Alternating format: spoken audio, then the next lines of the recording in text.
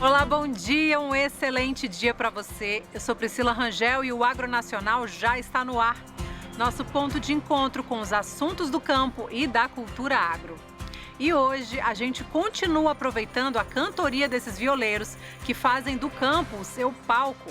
No documentário Ser ou Não Ser Caipira, vamos acompanhar a vida de quem nasce e trabalha no interior, saber sobre a nova geração de caipiras e sobre preconceito. Vamos mostrar também a arte de domar cavalos. E no Agro Entrevista, continuamos a conversar com o fotógrafo naturalista José Felipe Monteiro. Ele fala da importância dos registros de aves e como trazer pássaros para os espaços urbanos. E tem mais, uma plantação vertical de cogumelos. Não dá para perder, né? Fica com a gente, o Agronacional está só começando.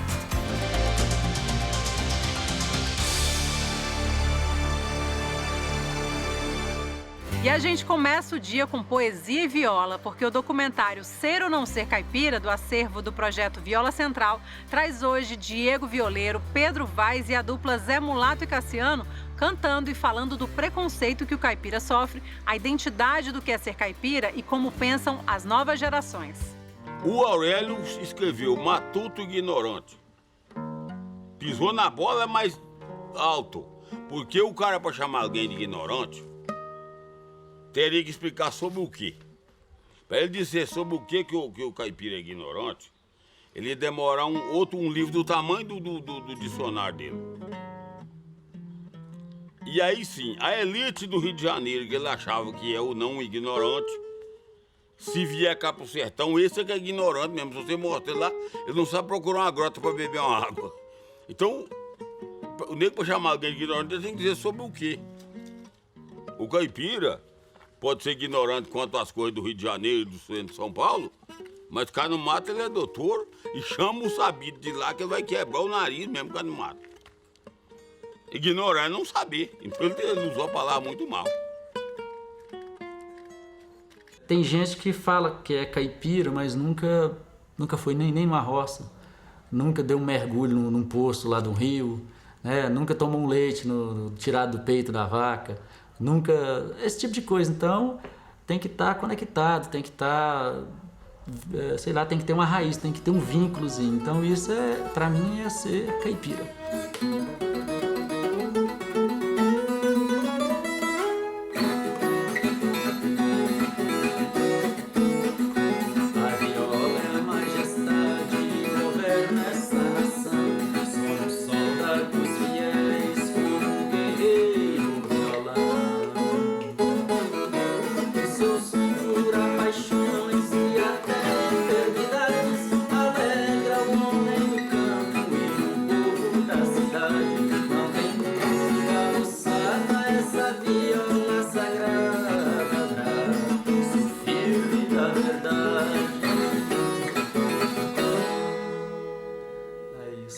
Caipira.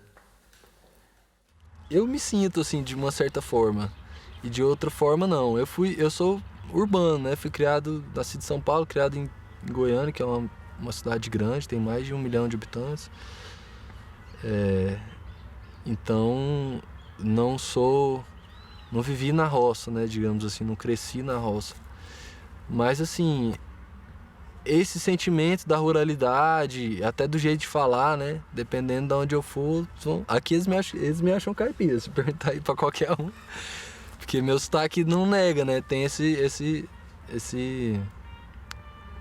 elemento caipira aí junto, né? Então assim, sou e não sou, né? Sou descendente, digamos assim, de caipira, né? Sou pós-caipira.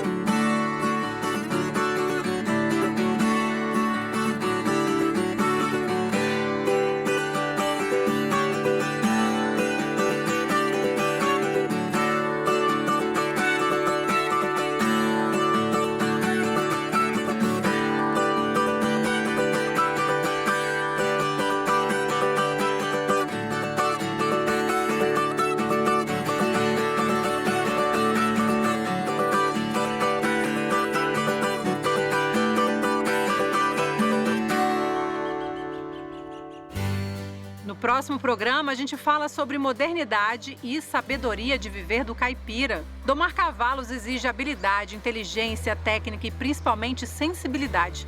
E nós vamos ver agora na prática como é o trabalho dos domadores. Dá só uma olhada.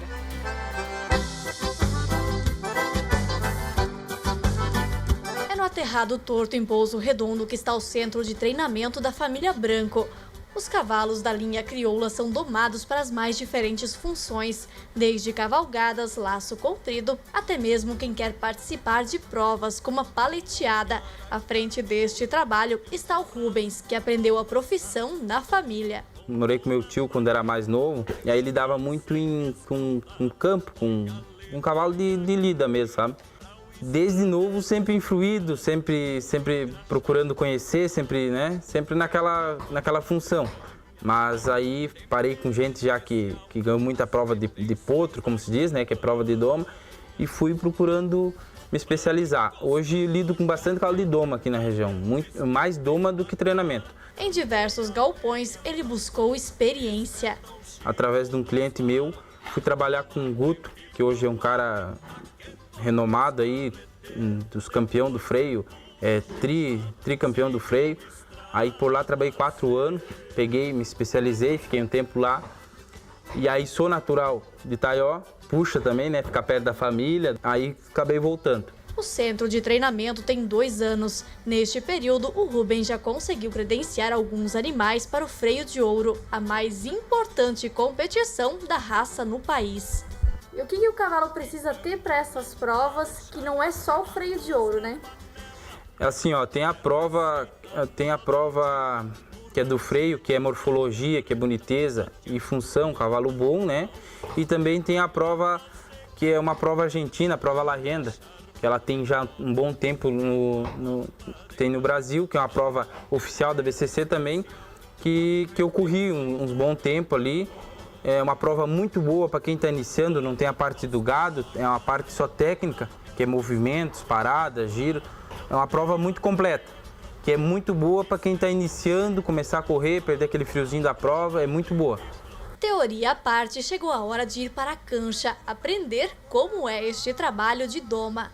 Eu ensino meus cavalos a girar a partir de um certo momento, certo tempo de treinamento, depois que eles já estão bem amolecido, bem treinado, condicionado fisicamente, eu começo brincando com eles, ensinando eles a cruzar.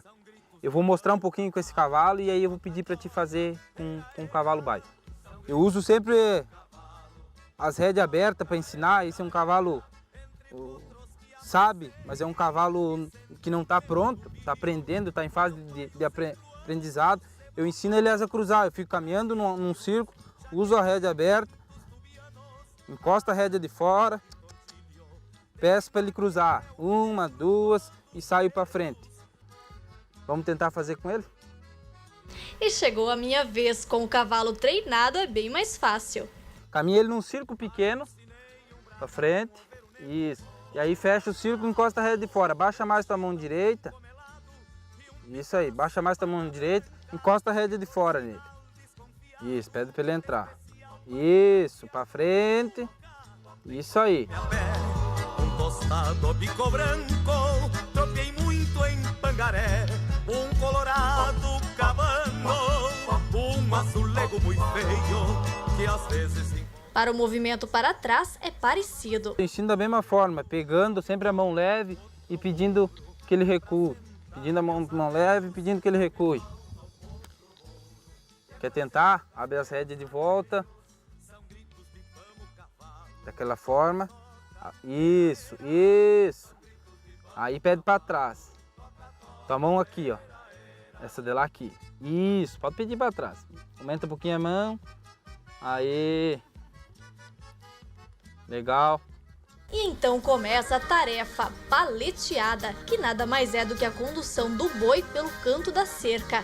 O Rubens mostra com o cavalo uma ideia do que é o movimento. A perna do cavaleiro fica prensada entre o cavalo e o boi. E o que acontece? Também mesmo tanto que vai estar no boi. Não pode botar para frente e nem ficar para trás do boi. É essa o boi que tivesse aqui no meio, ó. É o que nós vamos tentar fazer. Rubens, então a paleteada, ela é uma lida muito campeira, né? Mas como fazer o animal entender isso e fazer esse ato? Eu gosto de ensinar meus cavalos, nem a questão que eu falei antes, anterior, do giro, devagar, com boi manso. Eu ensino eles a trilhar atrás do boi e depois ensino eles na cerca, a chegar, a perder o medo, a ter contato com o boi. Faço eles encostar do lado, faço eles descansar no boi. Ah, não tá indo, tiro do boi, trabalho outra coisa, boto, faço ele descansar, faço ele gostar do boi. Porque a prova da paleteada, tu sai de brete. Se tu virar querer treinar em casa de brete e sair, ele vai embrabecer do brete. Vai ficar um cavalo brabo, um cavalo indócil. Então, eu uso sempre a cerca ou o costado de um guri que trabalha comigo, fazer um costado e ensino eles a correr solto, para depois, quando estiver correndo bem, colocar no brete. É uma prova que eu gosto muito, é uma prova que envolve o gado, então envolve adrenalina, envolve a parte do treino e também se torna perigoso se a pessoa não sabe como treinar, como lidar. Dá para arriscar? Vamos tentar? Vamos tentar. Então tá bem. Na primeira vez eu tento sozinha, mas o boi não queria colaborar muito não. De leve eu fui cercando e a paleteada quase saiu. Mas o que mais aconteceu mesmo foi o boi sair correndo na frente e eu lá atrás. Então o Rubens decidiu fazer a paleteada dupla, mas ainda assim não deu muito certo. Foram várias tentativas, até que enfim... Pode soltar o boi. Chega mais! Ai, ai, ai, ai! Chega nele! Chega nele! Isso! Pra cá, segura ele, segura o cavalo. Isso, segura o cavalo. Isso, agora vai. Isso!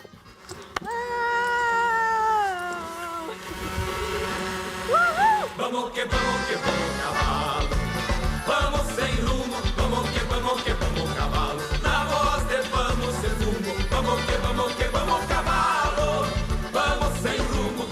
O professor foi bom em não desistir da aluna e com todo este conhecimento e paciência, o Rubens começou agora também uma escola para quem queira aprender também. Eu saí muito em cavalgada, que é muito forte essa região, e até nos rodeios. E aí vendo assim, ó, muita gente com dificuldade, não questão de andar a cavalo, só andar a cavalo. Desde encilhar um cavalo bem encilhado, ferrar um cavalo, um manejo de como cabrestear um cavalo, como embussalar um cavalo, como chegar num cavalo. Se ela quiser laçar, inclusive... Pode. A nossa tarde em Pouso Redondo rendeu belíssimas imagens daquelas para guardar. É que este é um lugar onde a tradição gaúcha está mantida. E se depender do Rubens, vai seguir assim ainda por muitas gerações.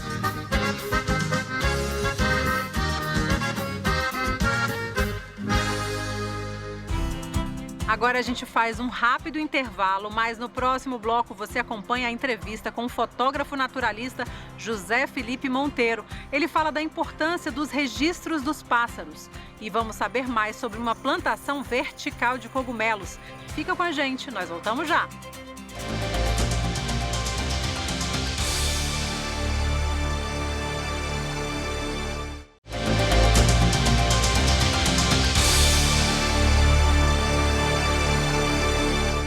Estamos de volta com o Agro Nacional, nosso ponto de encontro com os assuntos do campo e da cultura agro.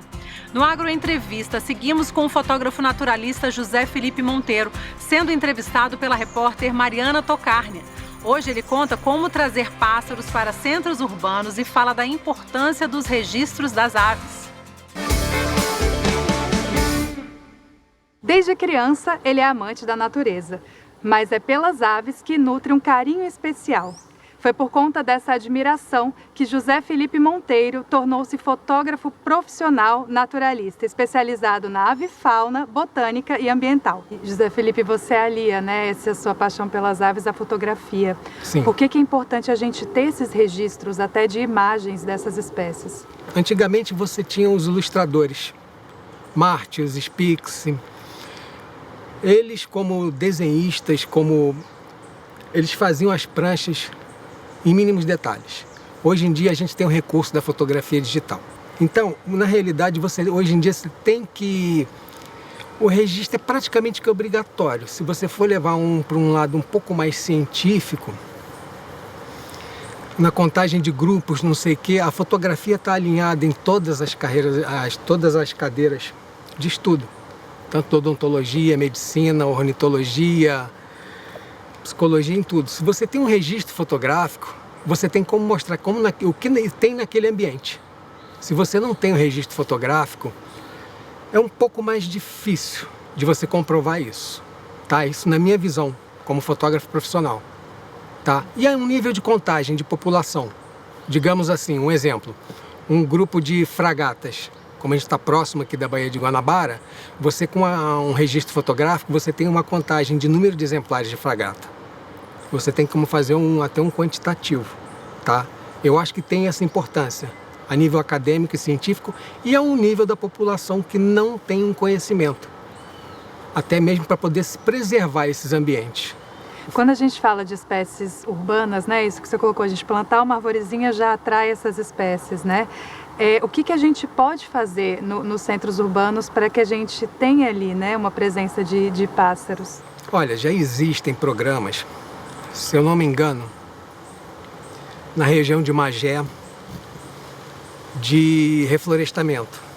Existe até um programa da SEDAI, Replantando Vida, em que eles fornecem para as instituições mudas, tá?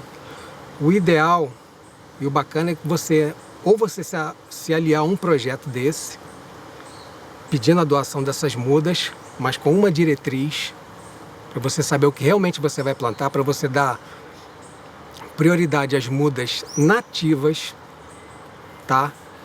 Para você conseguir fazer uma curva, tirar esse processo de degradação que a gente tem hoje em dia, você atrair até isso como benefício humano, tá? Para a diminuição de aquecimento, de calor nos centros urbanos. A gente tem essa frase famosa, né, de o Brasil é o país onde canta o sabiá.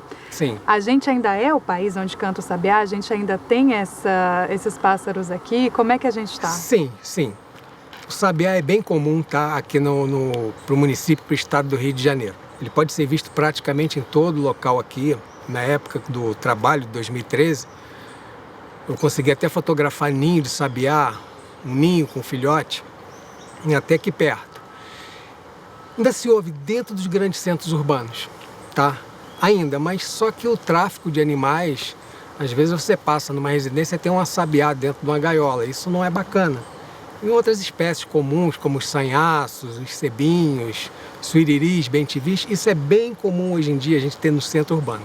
E falando um pouquinho da pandemia, né? O que ela mudou em relação à presença de pássaros nos centros urbanos? Olha, eu caracterizo a pandemia por um certo ponto, onde eu moro, na região da Tijuca, duas espécies que eu já não via há muito tempo. Eu moro perto da Quinta da Boa Vista e elas vêm lá de Sumaré.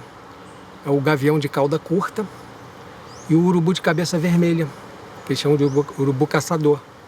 Há muitos anos, há mais de 10 anos, eu não vi essas espécies.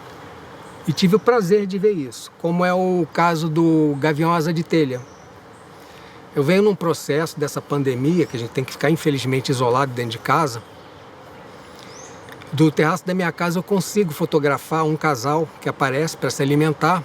Inclusive eles vêm com 2 filhotes, tá? Para ensinar os filhotes a caçar. Eu tenho várias fotografias desse gavião predando no meio dos pombos. Mas olha, acredito que melhorou muito. A tendência seria melhorar, mas vai depender muito da consciência de cada um, de cada pessoa, de fazer a sua parte em relação ao meio ambiente. E no próximo programa a gente continua a conversa com José Felipe Monteiro. Ele revela como funciona o turismo de observação e a importância da ave e da fauna em geral para a manutenção do planeta. E agora vamos a um lugar na cidade onde é possível colher cogumelos diretamente de uma plantação que não ocupa espaço. Tudo é feito na vertical, como se os cogumelos fossem plantados nos andares de um edifício. Confere aí.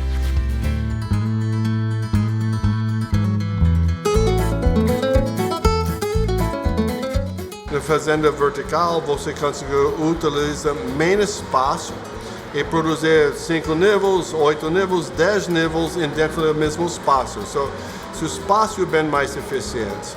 Para cogumelos precisa de temperatura certa e umidade alta. E nós conseguimos criar esse clima perfeito todos os dias com a temperatura usando o sistema de climatização. Esse é um sistema bem flexível. O conceito para nós é produzir alimentos bem perto do consumidor, porque a média 50% dos alimentos tem perdas, a média 40% entre a fazenda e na loja aqui em Brasil. So, mais distância precisa transportar um produto e mais risco você tem para perdas. Ou seja, você gasta a quantidade que você produz 1 tonelada na fazenda, metade disso chega aqui na loja. Ainda mais se jogar fora. Aqui estamos produzindo cogumelos andando 10 metros para colocar dentro da loja, ainda cogumelos vivos. Pessoas colher cogumelo na hora para consumir. So, as perdas entre a fazenda e na loja é zero. A ideia é isso, é como está funcionando aqui, o consumidor chega aqui e consegue colher cogumelos direto de blocos de produção aqui na loja. E também eles conseguem visitar a produção de cogumelos. Frequentemente tem crianças das escolas, grupos de escolas chegando aqui. Temos um professor, um doutor, especialista em cogumelos, trabalhando aqui, e ele faz tours, ele explica para pessoas as características e benefícios de comer cogumelos e como o cogumelo crescer, todo o processo da vida do cogumelo. So, não só uma oportunidade para colher um produto fresco, produzido localmente, mas também para visitar a produção. O produto é feito em uma forma totalmente natural. Ele cresce em blocos de serragem, alimentado com farelo de grãos. O produto não leva nenhum pesticida. E um cogumelo é um produto vegano, porque ele não usa nada baseado no animal.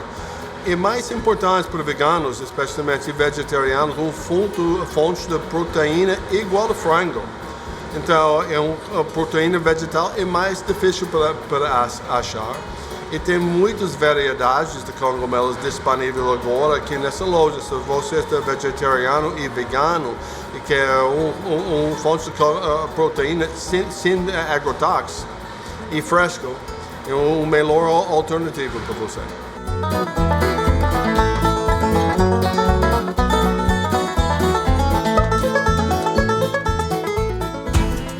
E por hoje o programa fica por aqui, mas já temos nosso encontro marcado porque o Mundo Agro passa pela tela da TV Brasil. Eu sou Priscila Rangel e desejo a você um excelente dia. Tchauzinho!